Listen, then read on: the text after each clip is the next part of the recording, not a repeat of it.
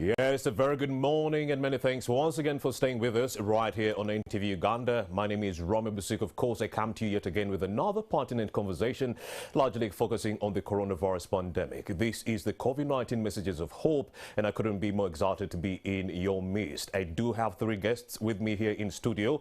One of them is the Right Reverend Dr. James Bukomeko, the 5th Bishop of Mityana Diocese Church of Uganda, and he's joining us today to talk about how significant vaccination, can be for people right here now that we are grappling with the COVID-19 disease that has led to scores of people getting infected and others actually being killed in that regard. We also do have Reverend Moses Semugoma. He's also the Mityana Health he's the Mityana Health Diocese health practitioner, right?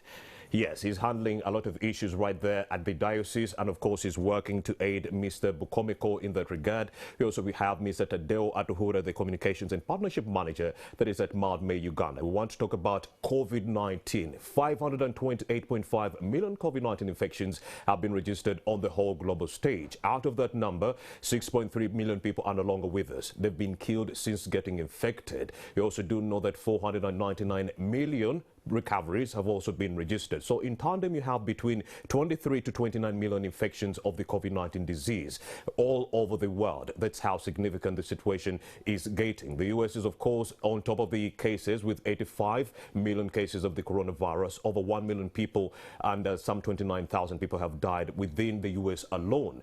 India is grappling with some 43 million cases of the COVID-19 disease, and we're talking about 500,000 people dying within India alone.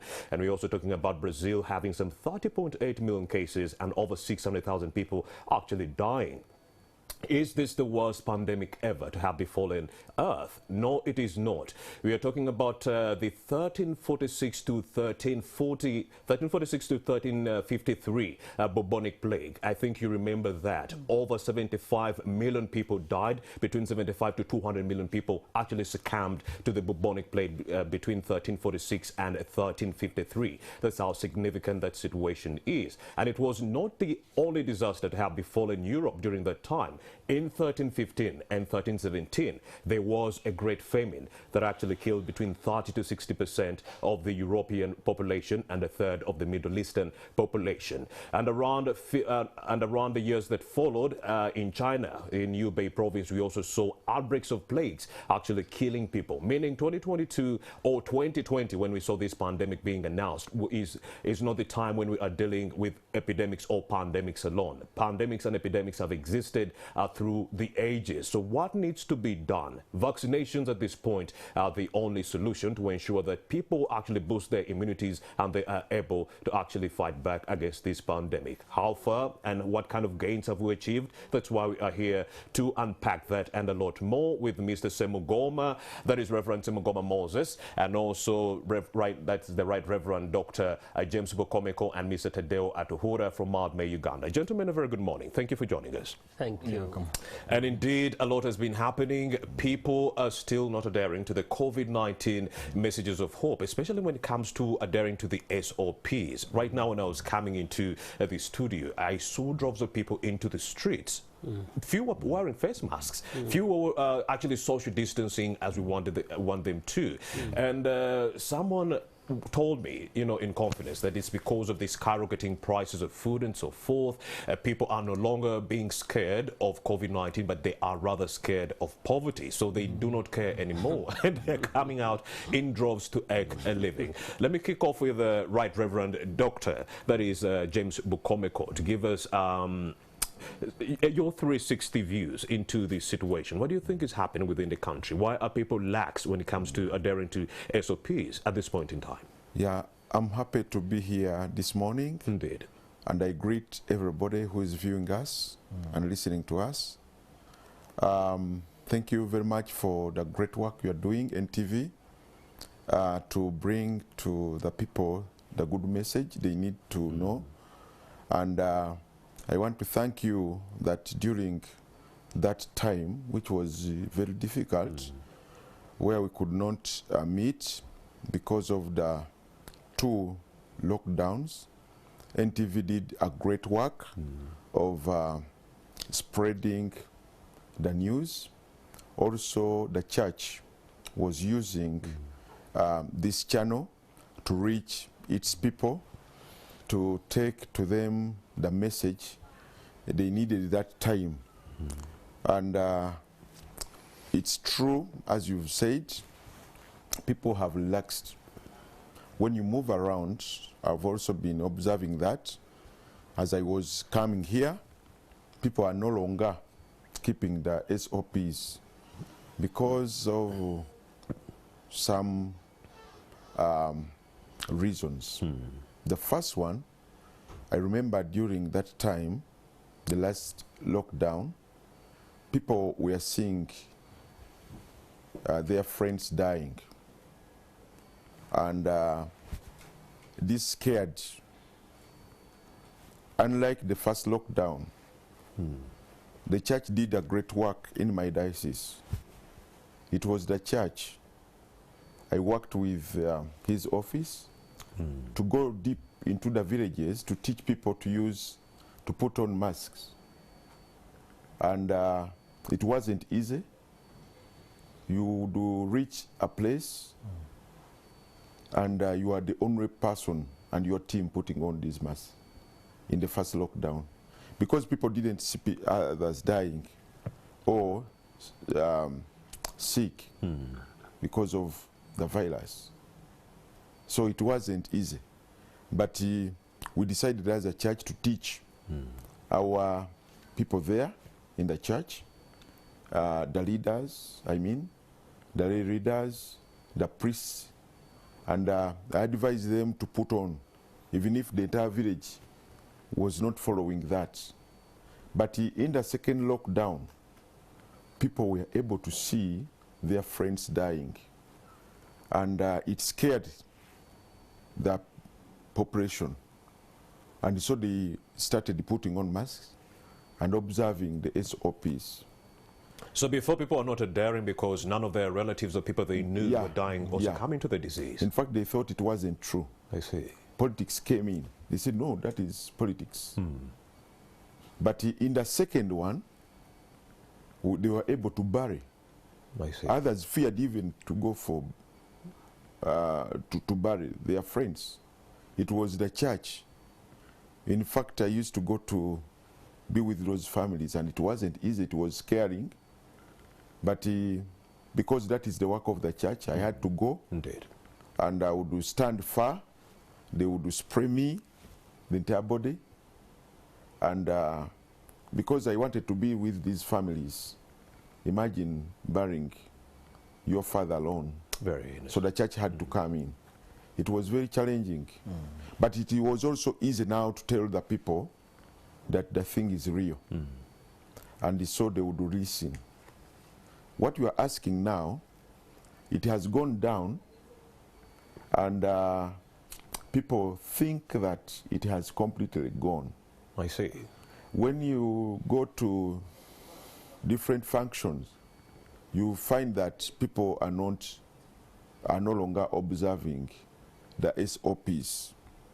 And this is a very big problem, and it's our prayer that it doesn't come back again, because it will find us like as if it has not been here before. Because of complacence. Yeah. And now when you bring in the problem with the prices of the essential goods, people are no longer scared of COVID, but they are scared of the prices which have gone up, and they are fighting hard to see that they survive. So they can't stay home. They can't stay home. Big crowds. They cannot stop going into markets when they are expecting to get something. So that is another big challenge. And others can no longer buy these face masks, and also sanitizers. They can't buy. So that is also another big challenge. And even when we talk, they no longer listen as they used to do when the problem had come up. So that's a very big challenge today.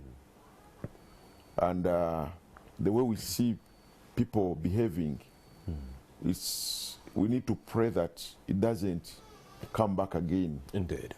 Yes. That is right, Rev Dr James Bukomeko, the Mityana Diocese Bishop. He is the 5th Bishop of Mityana Diocese. We are talking about COVID-19 messages of hope, the significance of vaccinations, and so forth. We are talking about 528.5 million infections, 6.3 million people have died, but then you still have some people who are saying that COVID-19 is a hoax. Well, it's really because the scientists have been working around the clock to ensure that we get the vaccines that we really need to ensure that people are actually healing or recovering at a faster pace. Like I told you, out of the 528.5 million infections, 499 million have recovered. And that is thanks to the scientists. That is thanks to the vaccines that are around. And we are telling you right now, go to Chirudu Hospital, you can get vaccinated. Go to Chiswa, Health Center, you can get vaccinated. So many centers, over 30 right now in this week, you can get vaccinated. Even though you had gone for your first dosage as Sinopharm, Sinovac, or, Moderna, Johnson & Johnson, your second dose could be another vaccine. They're doing a mix and match. So it does not matter. You can still get vaccinated right now to actually boost your immunity. If this was 1346, we would be talking about 200 million people dying. Why? Because we didn't have the vaccines back then, but we have the vaccines now. We didn't have mediums of communication that was so strong like NTV Uganda, but we do have right now. And please, you need to adhere to the communications we are sending your way. Away from the Right Reverend Dr. James Bukomeko, we also do have Reverend Moses Semugoma. He is the Mityana Diocese Health Coordinator. He's been coordinating the vaccination processes within that jurisdiction. Very good morning once again, Reverend Moses Semugoma. Thank you so much. An update in that regard on the vaccinations, how are they coming along? Are you still grappling with skeptics within your region? People who do not believe that COVID ever existed, even though they see that 6.3 million people are no longer with us, they still cry foul and they say this is a hoax. Go ahead. Thank you so much. First of all, I bring greetings from Mityana. People love you. Indeed. Because they always listen to your we love them our as well. TV. Indeed. And in Mityana, we are in a high gear of preparing for the 45-year celebrations on Saturday. We can't miss out on that. We have to be there. Okay, I'm inviting all listeners. We can't go along without saying thank you, Maudmei, Uganda, for hosting us and also engaging us, because as the Bishop has been saying, we couldn't reach many places during COVID without giving working with different partners like Maudmei, because it's been quite a journey. We had trainings on how to disseminate information, messages of hope, which has greatly helped us as a church. Indeed. And when we go back to your question regarding vaccination, definitely we believe that even the Bible, some people don't believe in the Bible, but we don't stop. So it is like but they don't question how they breathe, how they are able to see, how they are able to talk, laugh. Their questions, and this is exactly what is happening to vaccination. Some people believe that vaccination is not real. Yeah. But for me, as I always say, I've been vaccinated two times. My bishop here will tell us the story. We have been vaccinated. And you're super healthy, no complications at all. We are normal. And this is still what we are passing on to our friends in Mityana, but also to those listening to us today. Right. That we should go for vaccination because life is made at home, not in a hospital, and just repaired in a hospital when you are sick. So what does that mean? We can only repair our health when we do what we are supposed to do. And what we are supposed to do right now, is to be vaccinated against COVID-19, actually, and other diseases like cervical cancer, prostate cancer, and other diseases.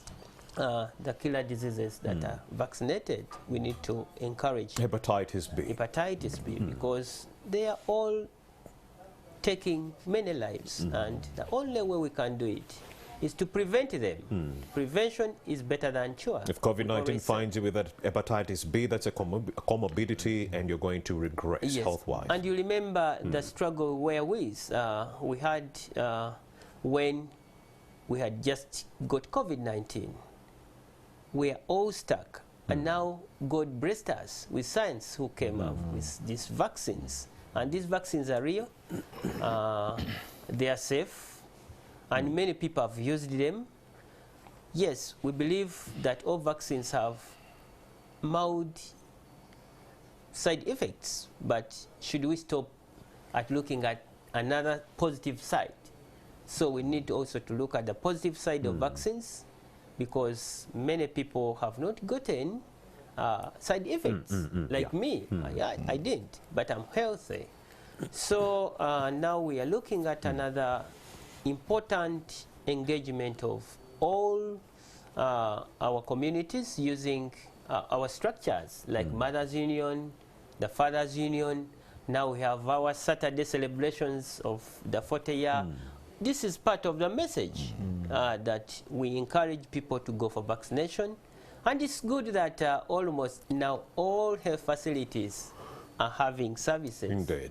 And if Free of charge. Free of charge. And if these services are nearer our communities, then we need to embrace the services, because very few people could get these services if we were to buy the vaccines. But they are free, they are safe, and they are near us. So if services are accessible to us, the best way to go is to access these services so that we have life in abundance, because this is exactly what Jesus says in John 10:10, that he came that we may have life and have it in abundance.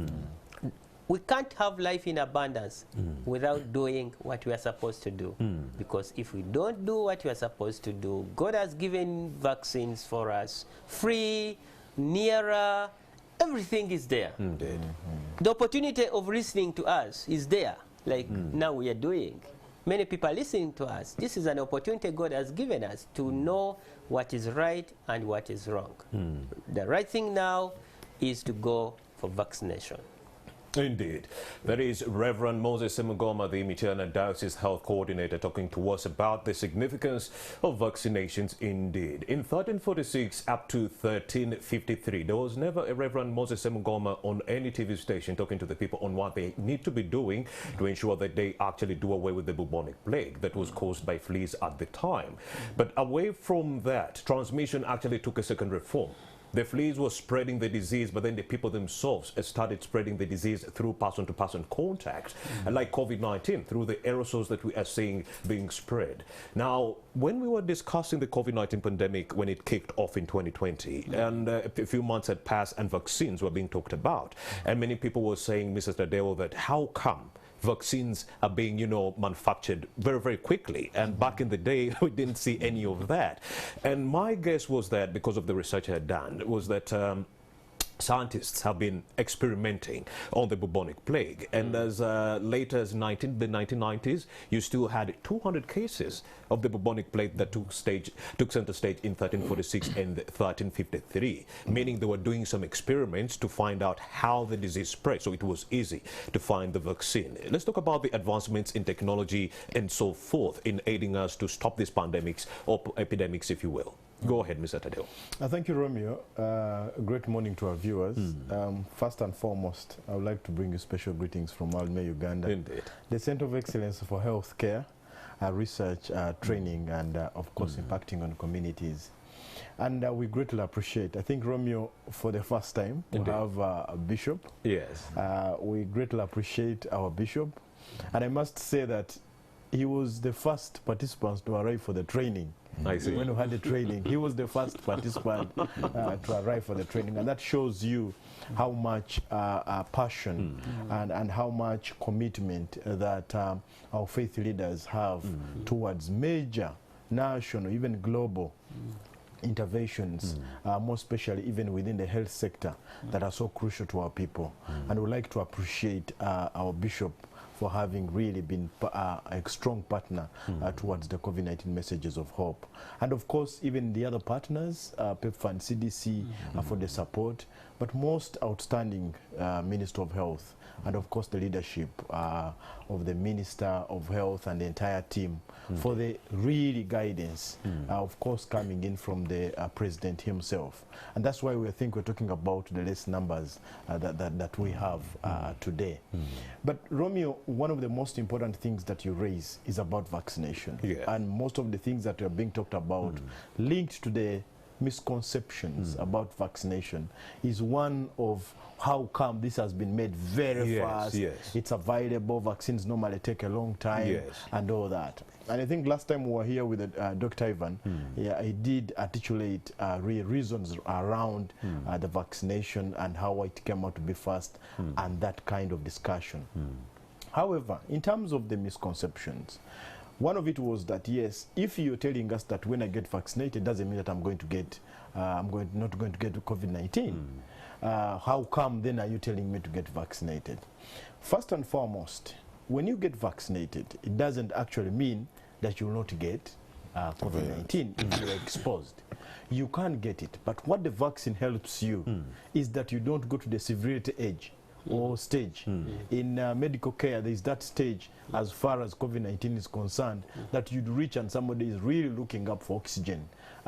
And the doctors really are just going to manage you at the level of really, because they cannot provide that. So the vaccines alert your body's immune system that, you know what, Romeo, there is a foreign body within your system and we need to flush it out. Exactly. I see. Yes. And then also it helps you when you are vaccinated, and you may be 35 years, you may be 20 years, but the people you're living with, maybe you are living with your grandmother. And like you're talking about commodity, the issue whereby you have that somebody is having diabetes, is having hepatitis B, high blood pressure, having HIV, those make you vulnerable. But also age, if you are 80 years, and then you get exposed to COVID-19 and you're not vaccinated, chances are that they're going to have a fatal effects at the end of the day. So how come we have this vaccine very quickly? Which might not be due to COVID-19, but other comorbidities for the older people. Yes. You might succumb, but not to COVID-19, but existing comorbidity. Exactly. So now the aspect of why we have the vaccines very fast. First of all, COVID-19 swept the entire globe. You know, I think for the first time is when most Ugandans were able to say we have a lockdown. I think the vocabulary of lockdown came into place. It was unfathomable at the time. People didn't think it was possible to actually lock down people in their homes minus any livelihoods taken into the state. Where I was, when the president locked, I asked myself, what happens then next? So we had to get people to interpret, this is what it means for you. Now, for the first time, you lost somebody and you don't go to bury. But leave alone that, you don't even have access to the body. But also the other thing is that somebody has fallen sick, but you can't go and check on them. We had issues like isolation. We had issues like quarantine. We had issues like you can't go there. We had issues of SOPs, you know, all these things. It was a new world dictated by COVID-19 pandemic. So, and it affected every person. You know, you can't fly out, you can't come in. You know, you see news of how the entire disease is ravaging the globe. And that really called for two things. One, in our country, the first thing I remember very well, which was very profound, is for us to be called to prayer. To pray to God to be able to guide scientists so that we get a cure quickly. A cure quickly. Scientists came on board, and the investment that has been done was be able to ensure that we have got all these stages followed through very well, well funded. Sometimes why we take actually a lot of research in terms of getting the vaccines ready, it's also because of funding. Now the entire globe is seated down, but they are focusing on how can we get a vaccine that can be able to treat and handle this. Now, it was a very comprehensive stage taken through. The process from everything and verified. That's where we came up to what vaccine can be able to be brought here. And the Minister of Health explained that to us. How come that we are having, some people asking, how come we don't have Johnson?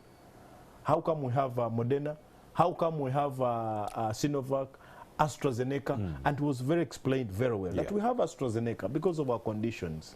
in terms of managing the vaccine itself. How to keep it. How to keep it. Because of our conditions in terms of the environment, but also the equipment. And that's why we have the AstraZeneca.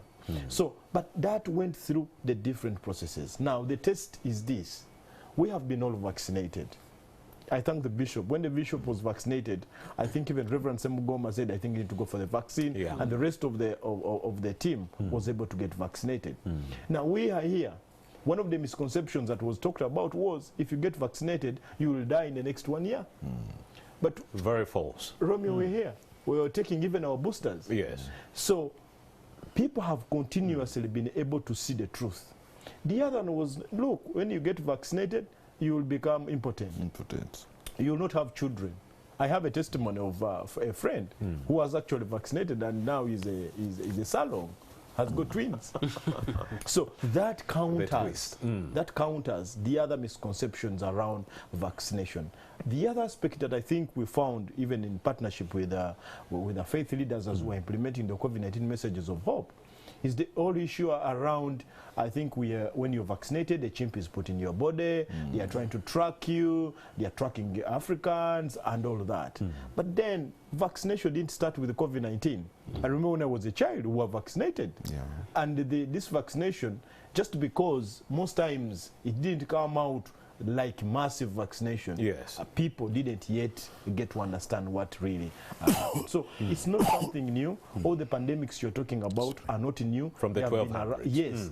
But what has helped is observing the SOPs in terms of spreading. Yes, right now we have got relaxation in terms of wearing masks. But the ministry was very clear that you can only put off your mask if you're in 2 meters apart with where you are.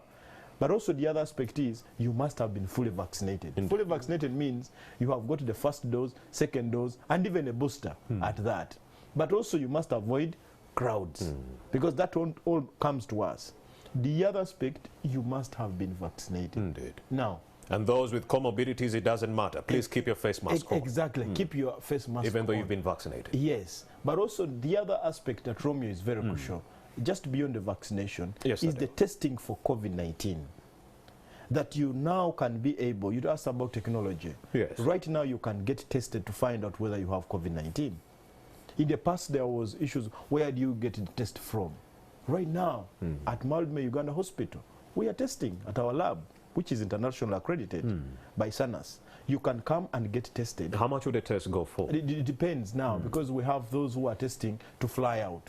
You find somebody is testing under emergency. So we have got different packages. But what happens is that you have quick turnaround time that you get your results quickly.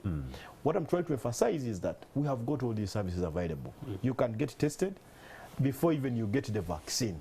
Now, the vaccines are available. And what kind of vaccines do we have available in Uganda? Now, AstraZeneca is available. Johnson is here. Sinovac is here. Moderna is here.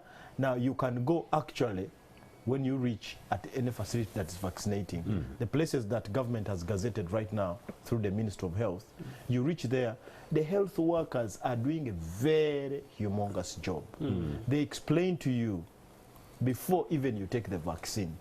And then after even the vaccine, even what we'll call, some people asking me, really, I think that they will have issues of greater side effects. When I'm vaccinated, am I going to feel the pain? I will tell you, yes, you will feel the pain because there is an injection passing through your flesh. Just the pinch. Yes, but it doesn't take long. And then you have a temperature. Someone said, no, why are you giving us then Panadols? We all know, just because also statistics indicate that few men actually go to access healthcare services. So most men do not know actually what happens when a child is vaccinated. But we have grown knowing that when a child is vaccinated, mostly the mother is told how to manage like the temperature issues. When a child is a baby, and they come back home, they are crying in the night because of the temperature. Normally the husbands would say, you tell your child to keep quiet or make sure the child is quiet. But the mothers are advised that this is how you can be able to give a small paracetamol for them to be able to manage the temperature. So even you, when you get that temperature, that's why you have that Panadol. But after that, there is nothing more. You become actually somebody who is doing your own activities as how you have been. So the whole aspect for us is not to be complacent. All right, you're also vaccinating children. And what age did you Now, do you the start children, with? we're following what the Minister of Health has given as guideline. Yes. And as you know, that with the partnership with the Minister of Education, vaccinating children is now voluntary. It's parents who must agree. Indeed. If a parent says, I don't consent, then a child is not vaccinated. But it's very important because our children study from different entities. You have a child who is going to maybe study from out. Indeed. And you need to have a vaccination card. So it's good for us to prepare. But also Bishop mentioned something very fundamental. We don't want to go back to the earlier lockdown or earlier situation that really warranted us to have limitations. Indeed. Yes, the prices are up, but you know, the price of health can never be higher. If you might have something to eat, but if you're sick, it means a lot. The cost of management of COVID-19 is high. So we need to prioritize as well. And I love what the bishop said, that even in the message for the 45 years, it's very clear, please observe the SOPs, go for vaccination. We want to make sure that by the time even these numbers start rising, they are manageable. We know that there are still cases of COVID-19, but we are much more prepared than where we are. So we need to make sure our people continue to access vaccination, to access these guidelines, to have the SOPs very clear, to get to be tested. And that is very, very fundamental. All right, that is Mr. Tadeo Tuhura, the Communications and Partnership Manager at Mount May, Uganda. Let's not act like citizens who are living in 1346. This is 2022. Yes, there's a lot of messages on COVID-19, on social media, on your TV set. Like right now, we are here reiterating the importance or significance of adhering to the SOPs and also going for the vaccinations. You will still get infected after those, vaccinations have been undertaken, but you won't regress health-wise, like someone who has never received a single dosage of any vaccine on the market. Yes, that's why we are saying and touting the significance of vaccinations right here on NTV Uganda. Let's talk to the Right Reverend Dr. James Bukomeko and talk about some of the challenges they've encountered as Mityana Diocese. Bishop, what are some of those challenges you've encountered as the leader of Mityana Diocese when it comes to vaccinations and sending this message of hope to the citizenry out there? Yeah, many challenges have been mentioned by Mr. Tadeo. Those are the challenges which are also we have faced in Mityana, telling people to go for vaccination. It wasn't easy. Keeping the SOPs, it wasn't easy because people were making every message, making it political. And we have actually struggled to tell the people the truth, and also we have been examples in the communities to manage these challenges. When they saw me going for vaccination, the first and the second, and also my wife, people started. And when they heard over the radios that have been vaccinated, that changed. And also watching me over the television when I was being vaccinated, that one helped people to comply. And the challenges we had during the lockdown was to go deep into villages to talk to the people. And in the first one, even some government security officers were trying to stop us from going to sensitize. But we resisted as a church. We said, yes, no, we have to go. And eventually they realized that what we were doing was the right thing. And so many joined us to organize communities where we could go and talk to them. And also teaching our people in the church, the catechists, the priests, because they also didn't know what was happening.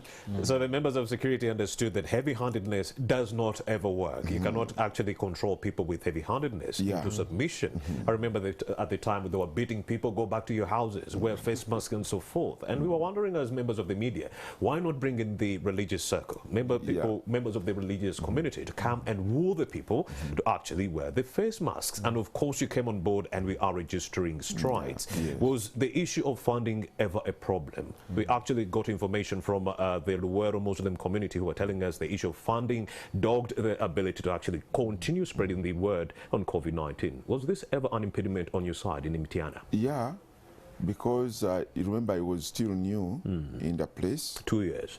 No, I Now, was you're 2 years old now. one month old. But you're 2 years old now. I'm 2 years old. Yes. But that time when it just started, I was just 1 month old. 1 month.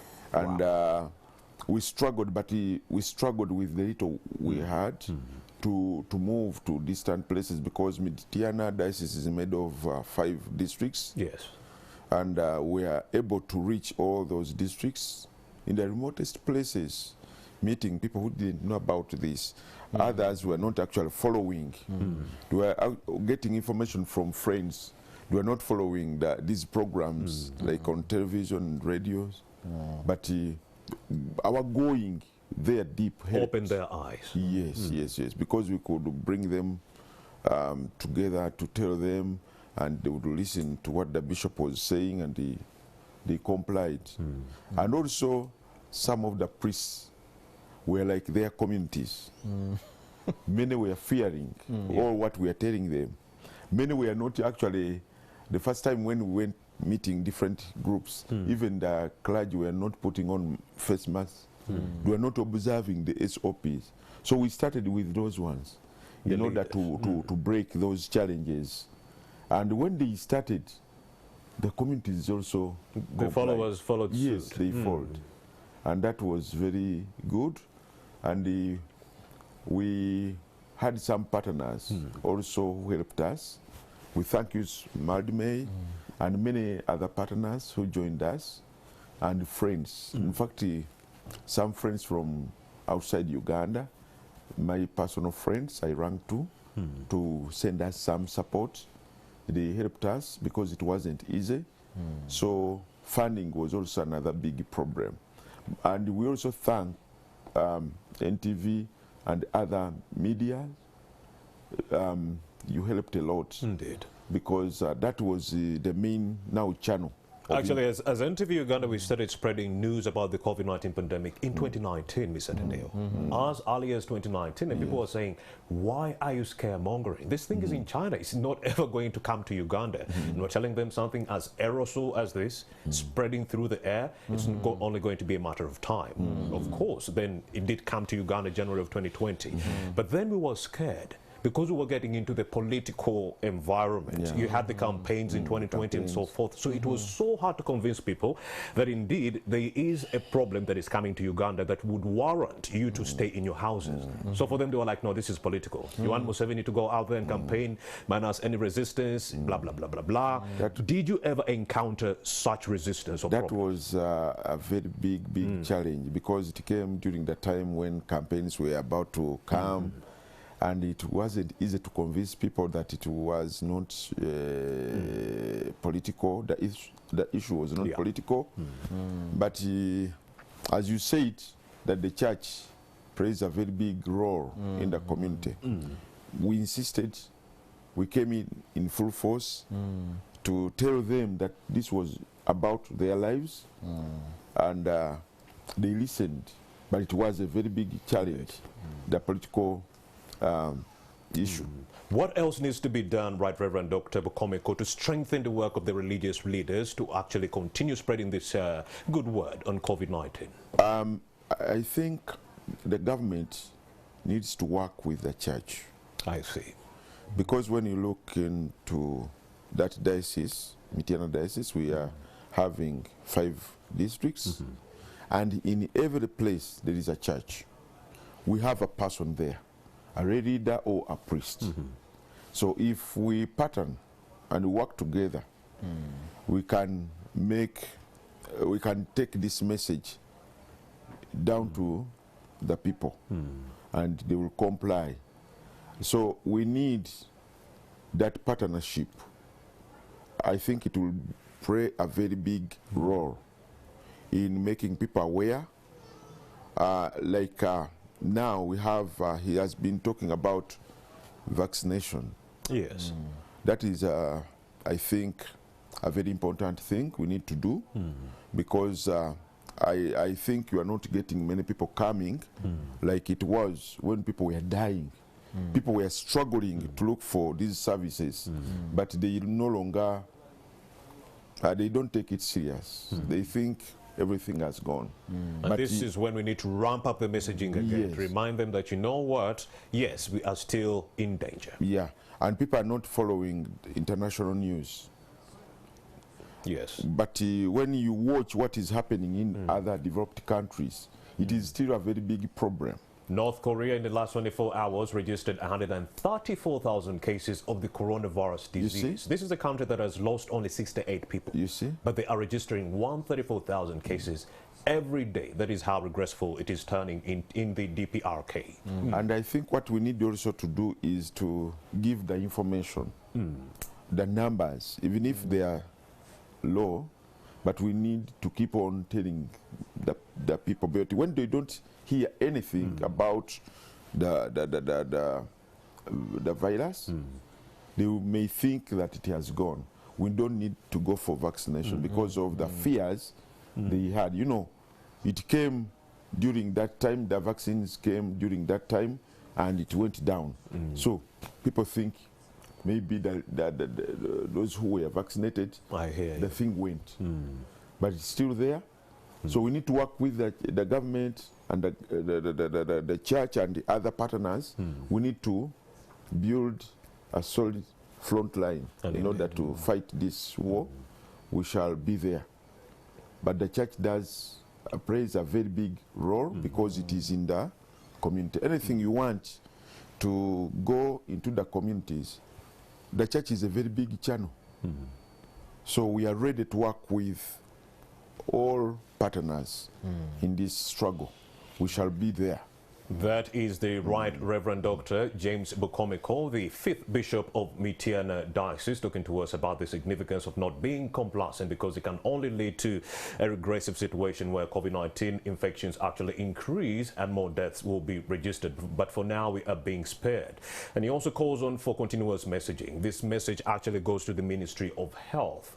The whole of May, I haven't seen any update on the COVID-19 disease, courtesy of the Ministry of Health on your Twitter page. But what I do know is that they've been focusing on the vaccinations. They've been telling people, go to Chirudu, go to Chiswa, go to Makerere. You'll be able to find these vaccination points and you'll be helped. They've been also talking about hepatitis B vaccinations and also rabies vaccinations that are taking center stage within the country. But there's been little mention of how many people are being infected daily with COVID-19 and how many are dying daily with COVID-19. So we need to see that update back again on the Ministry of Health Twitter page, because I've been noticing that has been non-existent.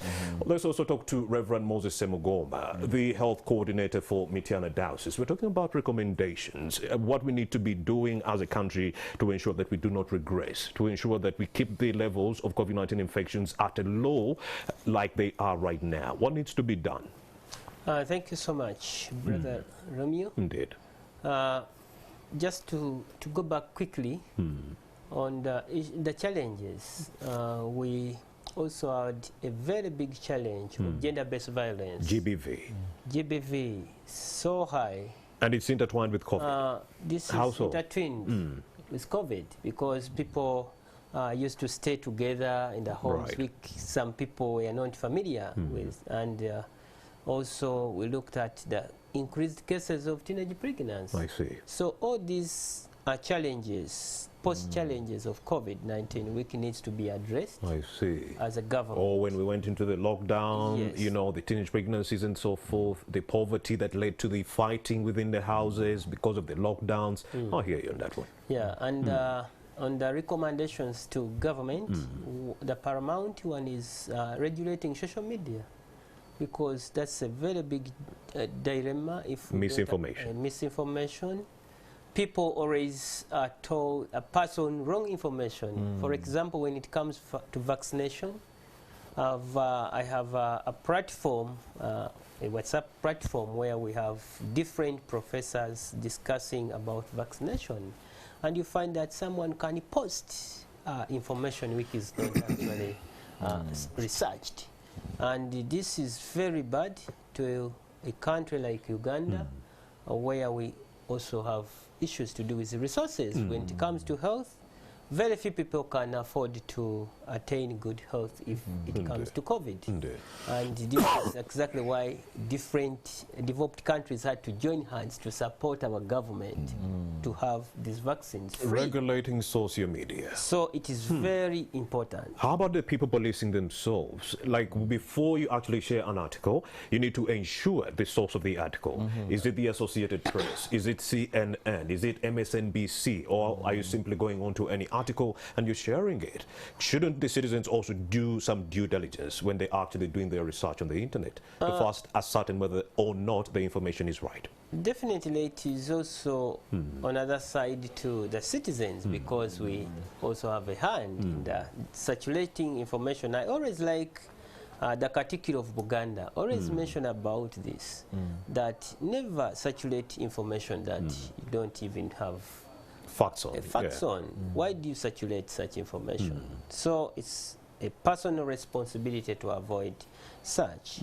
But also it's a key recommendation to government that we should have massive campaigns in our communities, because we used to see the massive campaigns worked. Actually, you see the numbers of people who vaccinated rose due to the massive campaign, and this is partly joint effort of the church or faith leaders, because we opened our doors to have vaccinations at our centers. Churches of worship were open for vaccination, and actually you find that we could also look for health workers to come and use our churches, church spaces to immunize our people, because if the people are not vaccinated, then the church is also affected. We saw when lockdown stuck, the churches were also closed because we are part of the community.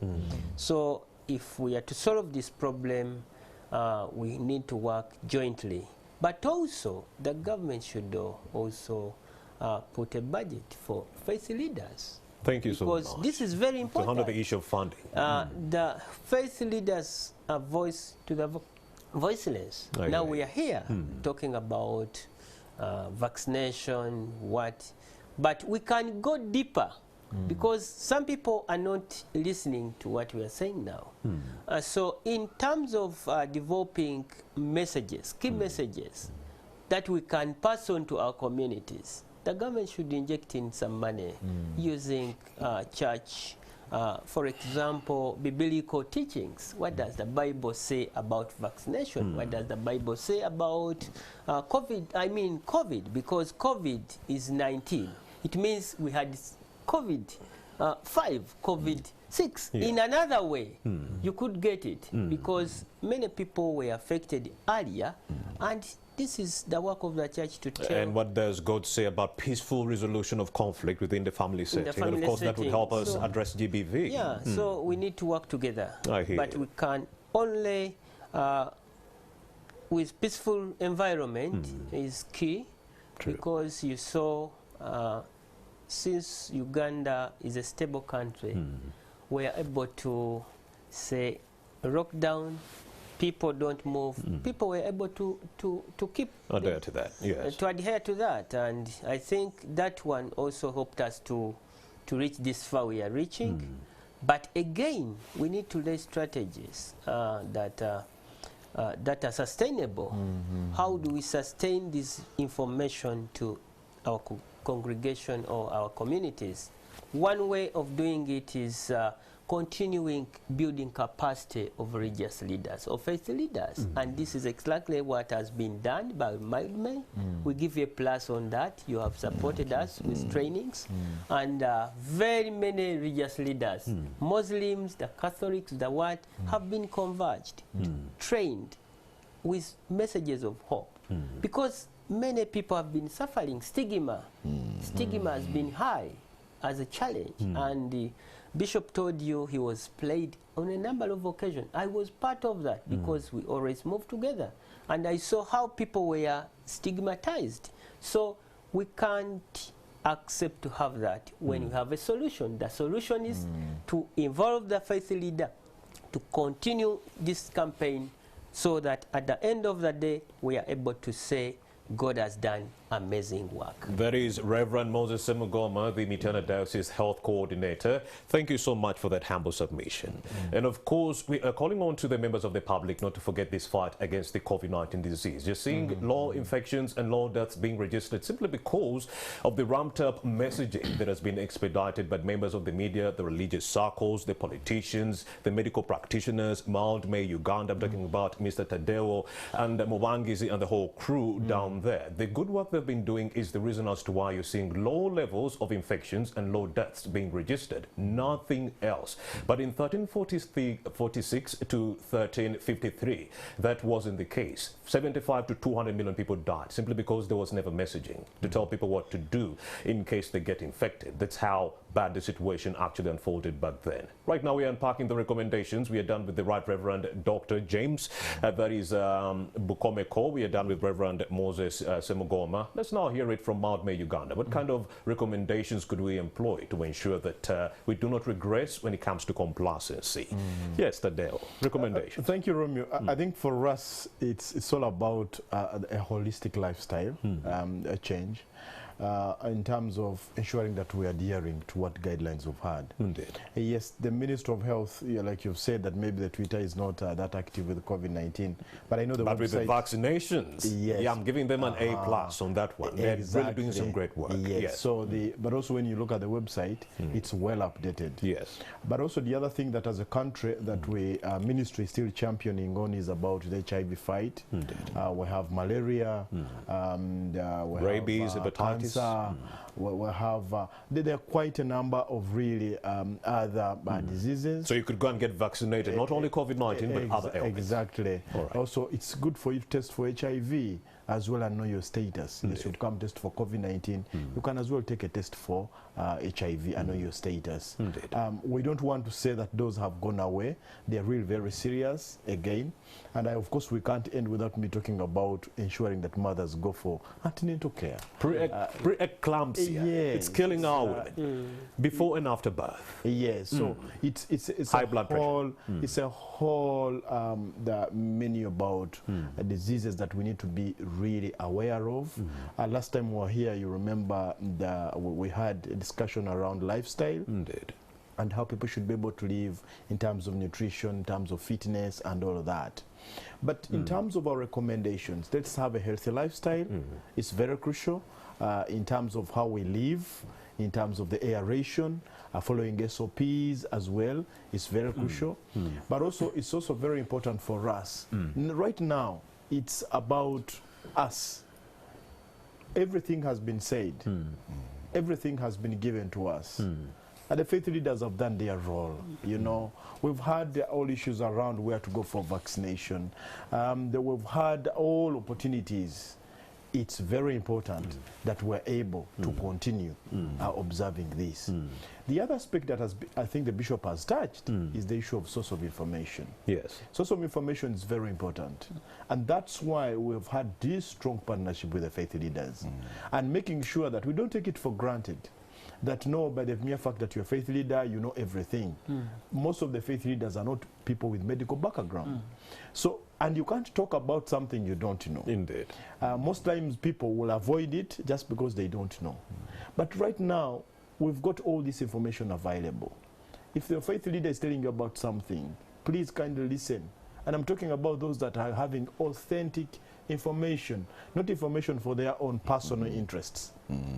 I will tell you why this works or why we have been able to move this far. It's because that we trust whatever comes out of our faith leaders. Whatever they say, they are able to guide us through. Why? They are with us at all times. Bishop has just explained to you they were all trying to spray him because he was going to lead maybe a service or a prayer. We never have short prayer. A prayer remains prayer. So they were praying for people who are grieved, you know, in those hard times where Romeo, you and I would be scared. Yes. For us in the essential service sector, in health, we were never allowed even to go away. We remained there to make sure that people are safe. So, but you would also reach home, and then you first isolate yourself from the rest of the family, you see. So it's going back to those and saying, can we be able to listen? The other aspect is, it's now for us, Romeo, to know, I am going into this crowd. Do I have my mask on? Must I go to this crowd? Do I really have to? Do I really have to? I have seen in my own church where the priest, even if they're going to receive Holy Communion, they put on their masks. And they insist that please, receiving the body and blood of Christ is going to be in your hands. They say, please, you don't have to come now, where that distance is still there. But also the standard, now we are going for the 45 years, is having the clear sanitization points. Please come and sanitize for me. I want to believe that with the guidance and approval of the bishop, we will have people testing for COVID-19 during the celebration of the 45 years. That gives you an opportunity. If you can't go to the health facility, maybe it's far from where you are, but you're going for this celebration, can you get vaccinated? So that you go back healthy, both spiritually and then also in body. You have this person getting these services. But it's also very important for us to take on very good health habits.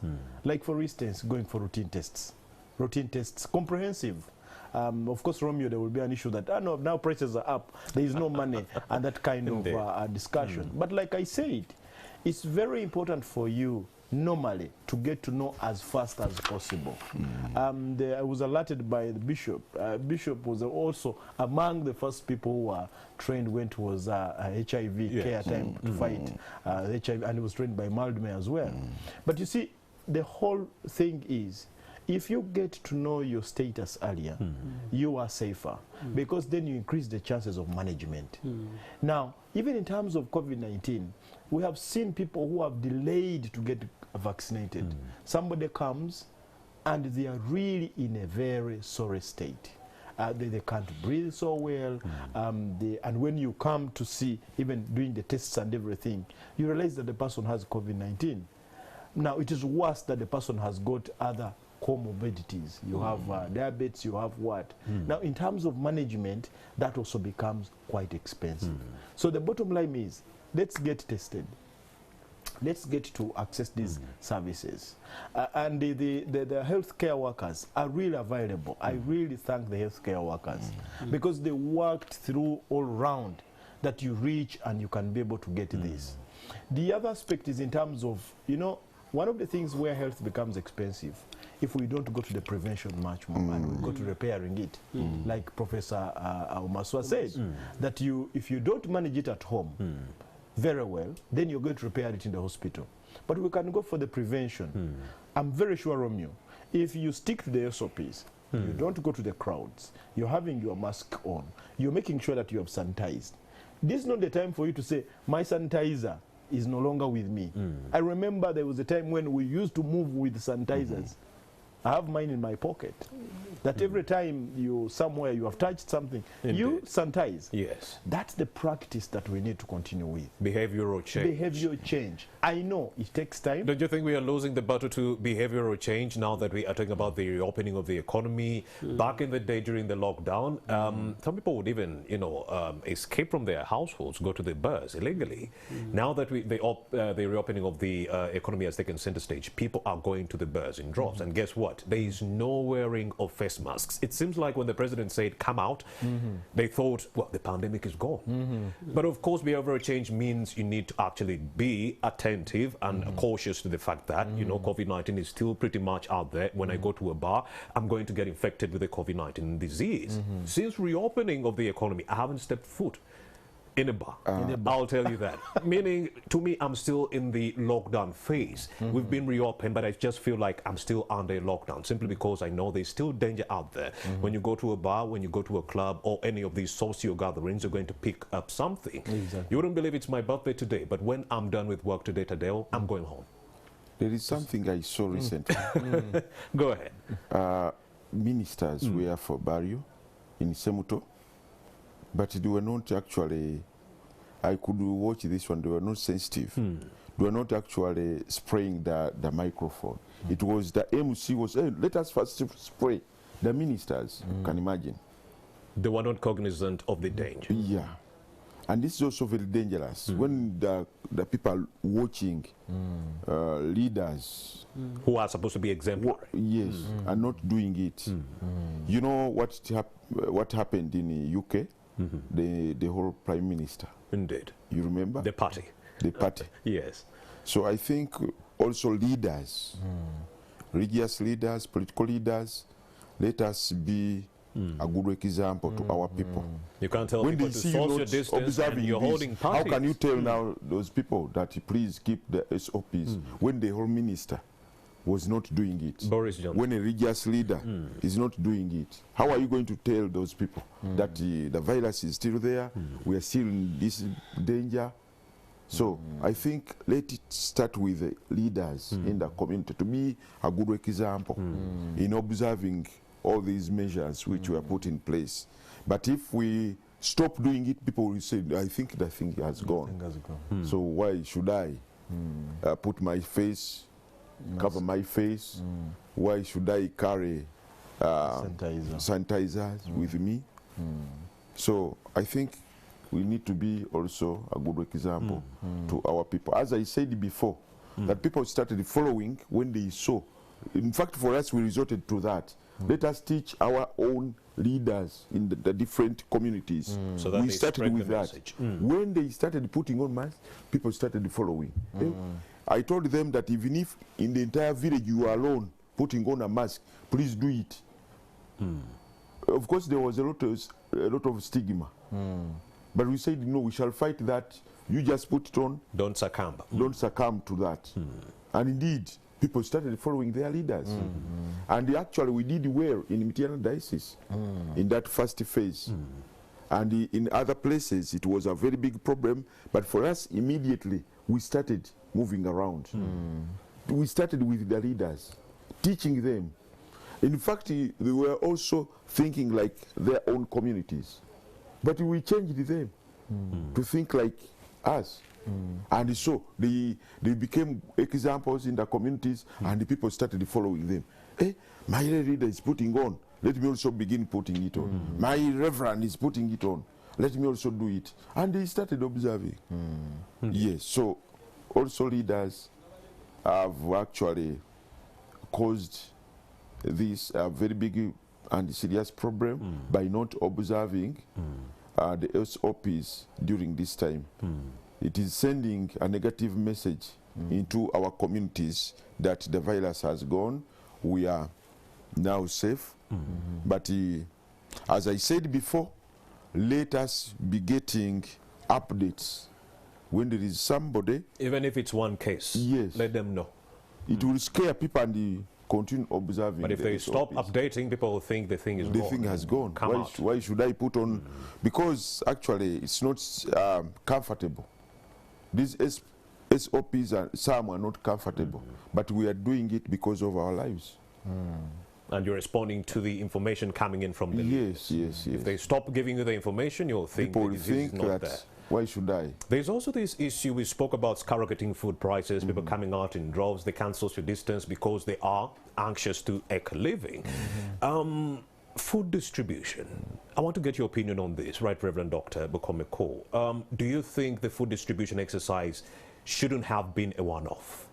Do you think this should have been a continuous process where government, you know, maybe after every 3 months, they go back and they look into their books and they're like, let's continue distributing food to the populace out there so that people who do not have food don't get forced to move out, minus, you know, adhering to the SOPs.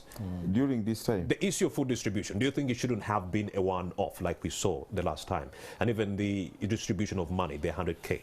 Do you think this should be a continuous process? Yeah, in places where people are finding it hard to get these things, it is the responsibility of the government, because we have a full ministry responsible for people disaster preparedness. We need to keep it and also empower that office. Now we are faced with the many situations caused by the changes in our climate. Indeed. And many places have been affected. They need to be helped. Because if they are not helped, of course they will do whatever it takes to go and look for food even when there is a danger. Thank you. So they need to be helped come out of these problems. And also we need to continuously teach our people, to equip them to avoid these calamities, because some are man-made. They can be cutting down trees and so forth. Yeah. In the diocese we are doing it. Last evening I was seeing over the television showing elderly group planting trees with the Mama Bishop. Indeed. And we're encouraging priests to continue planting trees on their boundaries. We have land, at least on the boundaries. And we are also teaching women mostly to use that garbage to turn it into charcoal. That will help also change our communities and also stop cutting trees, which is actually causing these so many calamities. Yeah, that will help us combat climate change. When we combat climate change, the farmers do not have to lose their agricultural produce to either flooding or scorching sunshine. And that will not lead to GBV because there is no food or money within the houses. Do you think that will go a long way in clamping down on GBV, Mr. Semugoma? Yeah, definitely, because if people have food, then there are some GBV cases are attributed to lack of food. If a mother is saying, my darling, give me food so that I can look after the children, and you say, I don't have money, then definitely there is a struggle in the home. But if they have food from their garden, especially if they, because in our communities, most part of Uganda, people have land. Though we have cases of displacement, which is also high, but those with land, they have been digging. But the only now problem is the calamities, the long droughts people are experiencing, and this affects the produce. And if this is well handled, then it means that GBV cases will reduce that are attributed to low levels of food in the homes. So in tandem, Moses, should we continue giving people food and money to help them, you know, get back on their feet, courtesy of government? It is the government's responsibility to provide food, which is right, but we need to take the Chinese way or the approach of creating able communities, because if they can sustain themselves, so that they're able to look after themselves. Parish development model. Another long one. Go ahead. So when you look at the issues of giving out food, how many kilograms can we give? How many? What is the population of Uganda vis-a-vis the food? We are racing to 48 million. I was of recently in Lukungiri, we have a lot of bananas. But how do we support those people so that they have food to eat, but they can also sell that food and have some money? And again, how do we make food chains? Because we have seen countries where have food chains. They have turned bananas into something else that can be value addition. Value addition. This is, I think, the way we need to go. We had even recommended to the government to go to these countries where, like you said, bananas are rife in Rukunjiri. Government buys the bananas in Rukunjiri and distributes them in areas where there are no bananas or no food and sell them at a cheaper price. So the farmers in Rukunjiri are saved, and the people who didn't have food in those jurisdictions elsewhere would be saved. Thank you so much, Moses Semugoma. And a minute for you, Tadeo Atuhura, to exhaust your last pointer that was interrupted before we go. I think it was rightly interrupted by the bishop. And that was very important. Yeah. And it's just about the efforts. Yes. I would really want to just speak it from where Reverend Moses has been pointing. In 40 seconds. Yeah, because yes, we will have government has got responsibility, and government is us, by the way. So yes. I know many people would have come to the bishop's residence, even in the office, and saying, give me this, but I know it's not sustainable. The whole thing with about health, like any other sector, is that we need to take personal initiatives.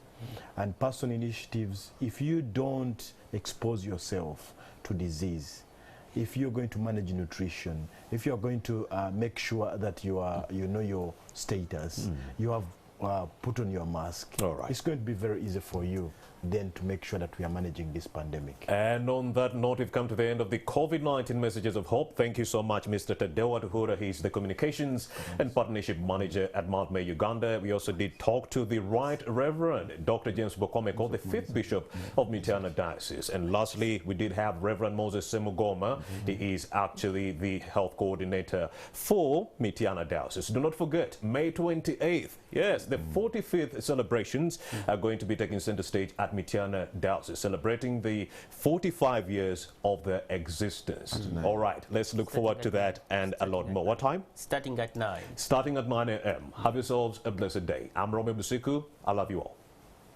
Thank you. All right, that was great.